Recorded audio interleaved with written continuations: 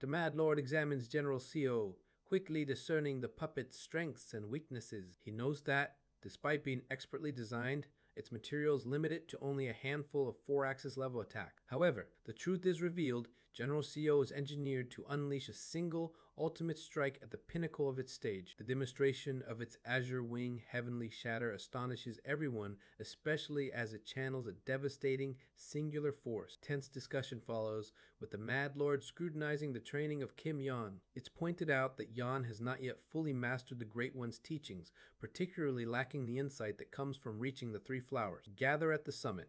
The rare ability to see the color of intent. The protagonist demonstrates a martial art through a dance, momentarily clearing the Mad Lord's madness and earning them a brief window of grateful, but knowing the moment is fleeting. The protagonist requests to take Yon with them. The Mad Lord, gripped by his own inner turmoil and desires, reluctantly allows it, with the promise that Yon will eventually return to fulfill a mysterious destiny. With the Mad Lord's madness returning, an urgent escape ensues. Using General Seo's earth manipulation, they attempt to flee underground, but are relentlessly pursued by both the Mad Lord and a formidable entity known as her. The chase becomes a battle of wits and power beneath the earth, culminating in a desperate use of General Seo's ultimate attack to buy time. In the chaos, the Mad Lord's consciousness is momentarily disrupted, allowing the protagonist to employ the wonderfully mysterious innate heart cannon and the endless path within the void, delivering a stinging mental blow laced with a curse. They race toward the teleportation array,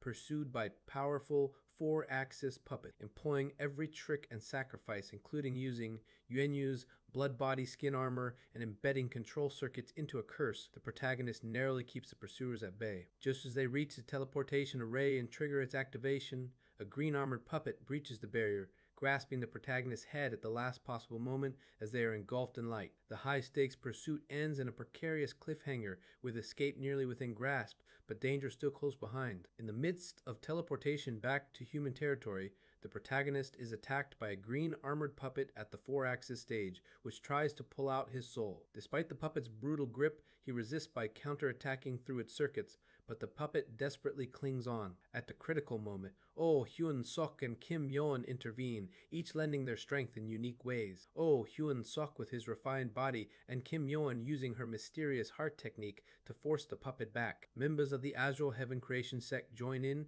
and together they finally push the puppet free, allowing the protagonist to unleash Azure Wing and Heavenly Shadow, blasting the puppet away from the teleportation light. With the puppet gone, the group successfully returns to the human race Grand Alliance's headquarters, marking the end of a harrowing mission against the Mad Lord. Meanwhile, the Mad Lord, supported by a mysterious woman, struggles with his internal madness and conflicting thoughts about Kim Yeon and her cultivation method, Yeon's play. He ultimately finds solace in the idea that Kim Yeon may achieve her destiny without his interference, and he drifts again into his unique brand of insanity.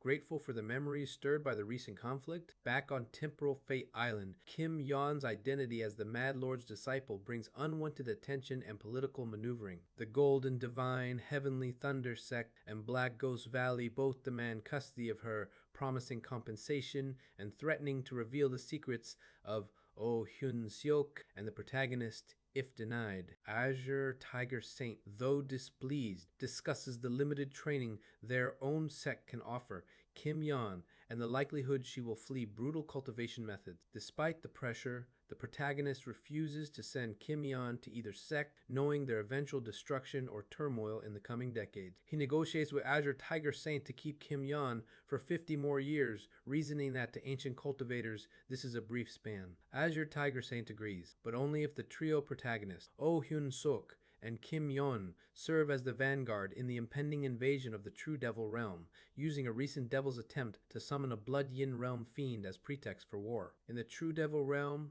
devils gather in the secluded river domain, blaming each other for the humans' impending invasion. Paranoia and calls for unity sweep through their ranks, while Halu, a mysterious horned devil, secretly communicates with an entity known as the Shattered Bell, Esteemed One. Halu receives cryptic instructions and visions of future glory for the Horned Tribe, should they align with the Blood Yin Realm and retrieve secrets leading to the true immortal realm. As the purple sun rises over the True Devil Realm, Halu contemplates the coming changes, eager for his tribe to surpass their current station through new alliances and coming conflicts. Seo Hyun travels with Kim Yeon on a flying ship, sent by Azure Tiger Saint on a mission from Azure Cold Island to the entrance of the Devil Realm. As they approach their destination, Un Hyun reflects on the ancient war between the Bright Cold Realm and the true Devil Realm, and the resulting practice of various races using resources and even devils from the Devil Realm for cultivation. He feels uneasy about participating in the invasion,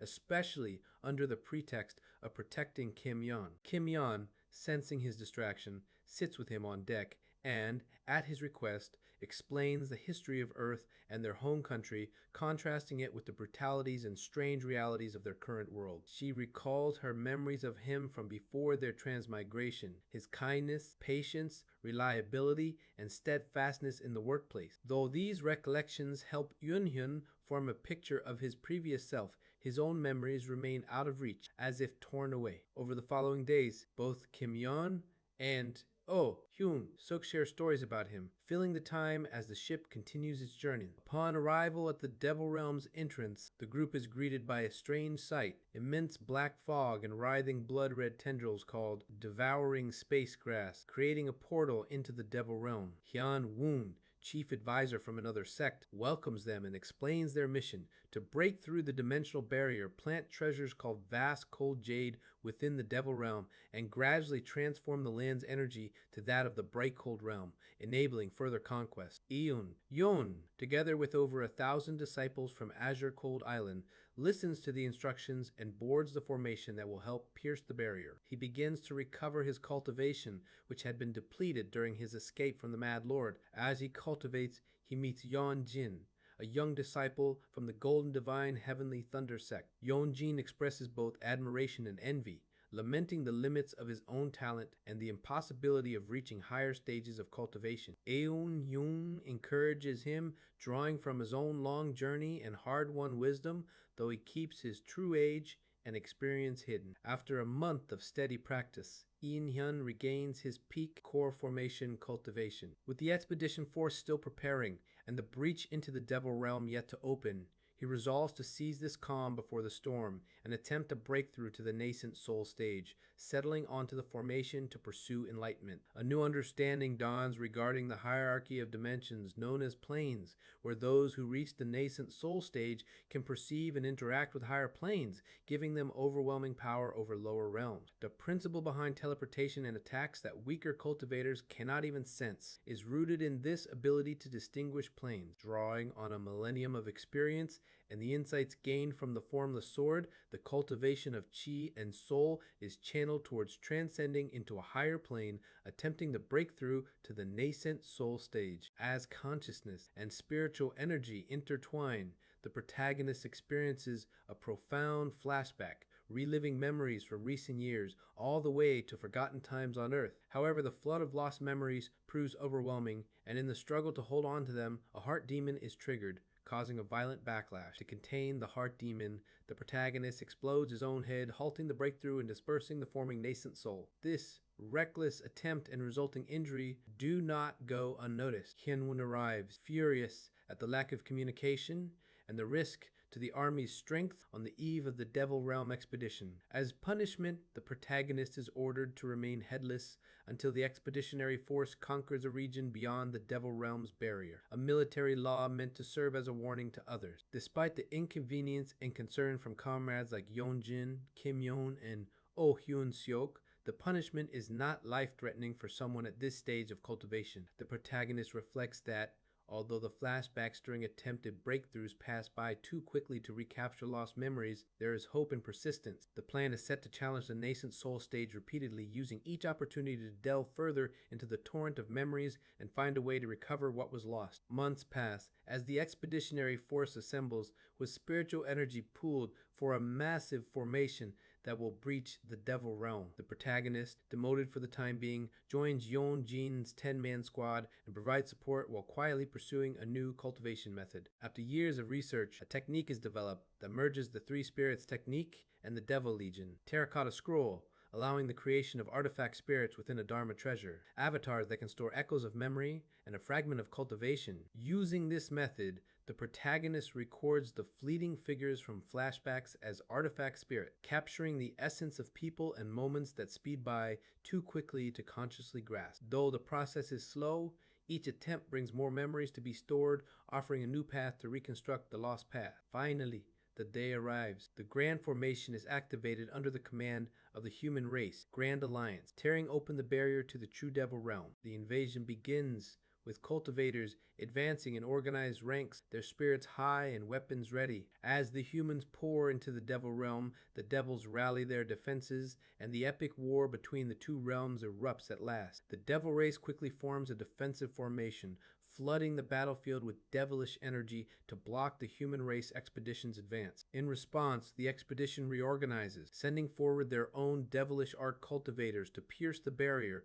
followed by righteous cultivators whose pure spiritual attacks cause the devil race to panic and flee. As the battle intensifies, the human cultivators break through and push toward their goal to locate the devil veins and plant the vast cold jade, thereby converting the land's devilish energy into spiritual energy. The 100-man captain leads the way, and the team soon arrives at a mountain pulsing with dark energy. As the captain begins the assimilation process, the rest form a protective circle, bracing for the devil race's counterattack. The environment is harsh for all but the strongest cultivators, and tension mounts when waves of bizarre and powerful devil race warriors descend to stop the operation. Yonjin, usually confident with his lightning arts, freezes in fear, destabilizing his team. Taking command, the protagonist directs the chi-building cultivators to defend the group and plans a daring assault on the enemy command structure. He unveils Yuan Yu, a blood puppet, and empowers his team with the White Orchid Blessing, raising their strength to core formation level and bestowing them with circuits that channel harmful effects into Yuan Yu. With Yuan Yu leading the charge, they break through the Devil Race lines,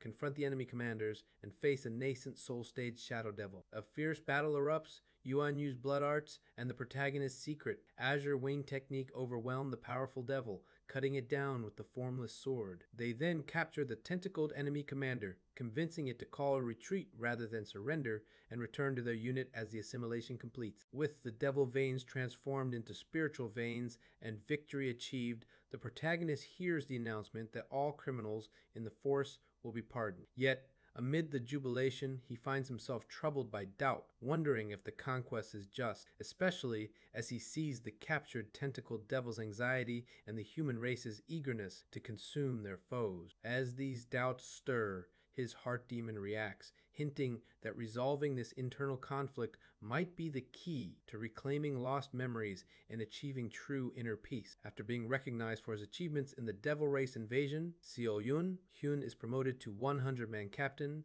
and later rises to 1,000-man general, then provincial governor of the 8th occupied territory. The human cultivators prosper in the devil realm, using their powers to reshape the land and hunt the devil race, blurring the lines between hunter and hunted. Seo finds himself increasingly troubled by the morality of the war, feeling a growing emptiness and a sense of something forgotten deep within his heart. As governor, Seo manages an important territory containing the Void Spirit Pond, a place of dimensional connection and immense strategic value. He forbids the creation of elixirs from the Devil Race, instead choosing to use them for labor, and tries to govern gently. He befriends and protects two young Devil Race children, Su In and Hongyan, who frequently visit the Void Spirit Pond despite his warnings. Over 18 years, Seo witnesses them grow up, fall in love, and eventually become engaged, with Seo reluctantly agreeing to be their witness. These moments of warmth and connection begin to ease the darkness in his heart,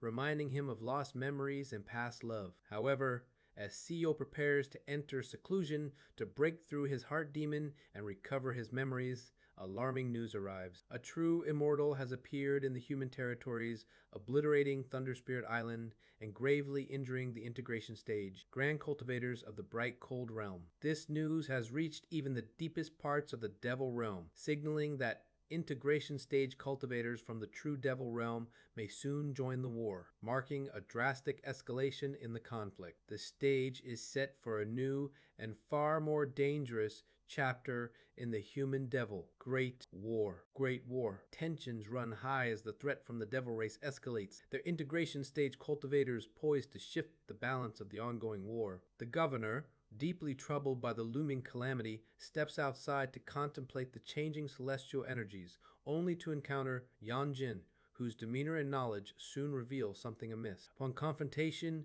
Yanjin's body is overtaken and transformed by his ancestor Yan Wei, a powerful four-axis stage cultivator and former elder of the Thundercloud Pavilion, who had betrayed the Golden Divine Heavenly Thunder sect and survived by hiding within her descendant. Despite her immense consciousness and cultivation, Yan Wei confides her fate, and Yanjin's are now fixed to end within 20 years, a doom confirmed by reading the celestial energies after the sect's destruction at the hands of a true immortal. After a tense exchange, Yonwei allows Yonjin to resurface, who, shaken by his ancestors' habitual gender-changing possession, resolves to seek out senior brother Joan Myung-hoon, the last known survivor of the annihilated sect. The governor promises to follow after managing the evacuation and withdrawal from the Devil Realm.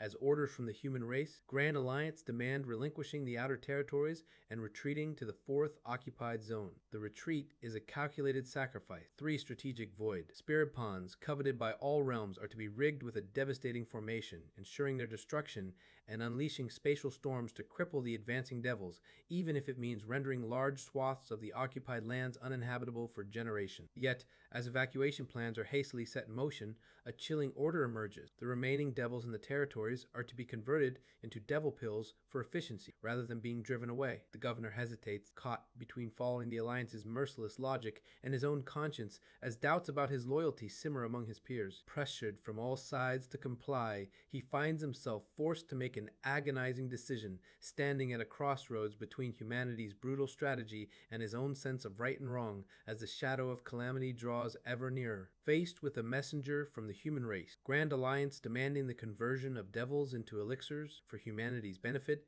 the governor rejects their utilitarian logic, insisting on acting according to his own sense of right, shaped by the connections he's made over the years with the devil. He refuses to use the devils as resources, despite being accused of betrayal and threatened with consequences. As a compromise, he arranges for the evacuation of the devils, entrusting cultivator Guillaume to lead them far from the occupied territory, aided by powerful puppets. All remaining humans are sent away, and a letter is dispatched to an unknown recipient through General Seo. However, just as the devils are about to escape, a massive barrier is activated, trapping both the governor and the remaining devils inside. The messenger reveals himself as Wei Ryong Song, an integration stage grand cultivator who has been orchestrating events through avatars across the territories. He confronts the governor, accusing him of betraying humanity and attempting to leak secrets to the enemy. Under immense pressure from Wei Ryong Song's power, the governor resists, arguing that his actions were meant only to delay,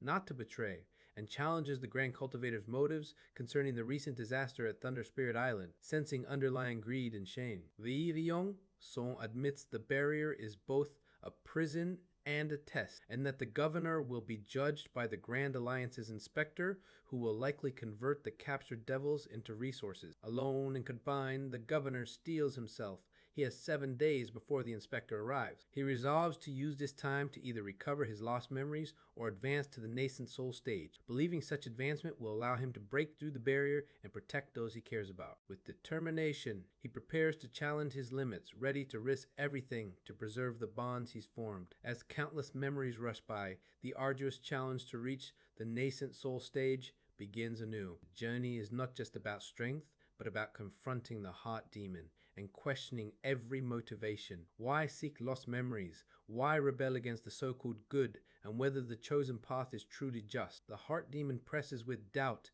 and suffocating illusions, but determination prevails. One by one, artifact spirits are formed from every significant and fleeting connection across an endless span of cycles, each memory meticulously preserved, so nothing else slips away. Days are spent revisiting each past life, from the most recent cycles to the very first, creating an endless array of artifact spirits. Each day, another cycle is documented, from old grudges and revenge to years of isolation and hope, to to the earliest struggles in cultivation. As the memories pour forth, the technique for creating artifact spirits is honed to perfection, the process accelerating until perception and memory inscription become nearly simultaneous. Finally, the deepest memories are reached, the first arrival in this world, the faint recollections of Earth, childhood, and even the very first memory of being born, cradled in the arms of loving parents. In this moment, the reason why the nascent soul takes the form of a baby becomes clear. It is pure, the source of unconditional love, the essence of being cherished without expectation, a love never lost but long forgotten. With tears, the chains of the heart demon finally break. There is no longer a need to judge right or wrong. The simple truth of receiving and giving love is enough. The nameless technique is given a name, canvas of myriad forms and connections, and the nascent soul is born at the heart of all memories. As the heavens respond with a unique tribulation of gold and blue, the breakthrough is achieved. Lightning and clouds are split as the new nascent soul soars, breaking through the barrier that once trapped all within. Descending to the devil realm, ready to lead the devils to freedom, an unexpected figure appears. Jian Myung-hoon, holding the severed head of the inspector, radiating a chilling aura. The confrontation that follows is laden with the weight of countless lives and memories as old faces return on the cusp of a new era. Jo Myung-hoon appears before Seo Won-hyun, his body and spirit battered to the point of resembling a corpse, yet brimming with barely contained volcanic rage. Without warning, he attacks with a storm of red lightning, conjuring spears that strike from all directions. Seo Young, relying on the clarity and power of his recent breakthroughs, deftly slices through the attacks and presses Jo Myung-hoon, who, after being cleaved in two, simply reattaches himself through sheer force of will and power. Jeon Myung-hoon's mind is fractured, at first failing to recognize Seo Yoon-hyun and instead mistaking him for a provincial governor. Only after Seo Yoon-hyun insists on their shared past does Jeon Myung-hoon clutch his head in agony, lightning exploding around him until he finally remembers. Yet this recollection brings no peace. He is consumed by rage and launches into another frenzy, lightning bursting uncontrollably and threatening devastation. The barrier separating them from the devil race does little to contain his power, which intensifies as Jeon Myung-hoon begins pulling out 6 colored flags embedded in his back, each one amplifying his attacks to terrifying new heights. Amidst the chaos, Seo In-hyun experiences a deepening enlightenment of the world structure,